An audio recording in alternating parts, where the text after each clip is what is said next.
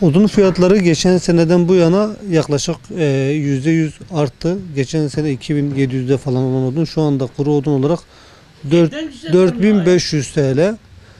Yaş odun ise 3500 TL.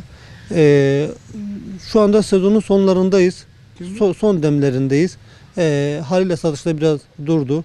Geçen seneye nazaran satışta biraz daha yüksekti. Gerek elektriğin yer altına falan girmesi biraz satışları arttı. Kömür geçen seneyle hemen hemen aynı. 7000 TL olan kömür şu anda 8000 TL. Talep var.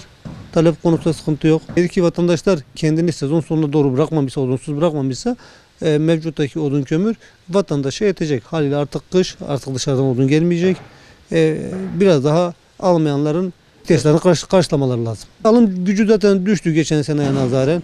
Geçen sene 2 ton alan birisi biraz daha tasarruflu 1,5 ton, 1 ton.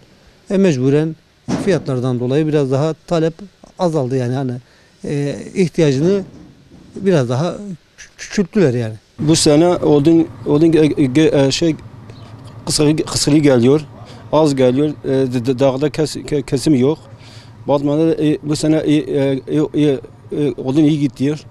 Yani satılıyordu, dışarıda gelmiyordu. Bir fiyat. Şu anda odun durumu iyidir yani. Geçen sene bu sene daha yani bu sene daha fazla gidiyordu. Yani bu sene gelirse sene dolar çekildi. Yavaş yavaş satış kesilecek yani.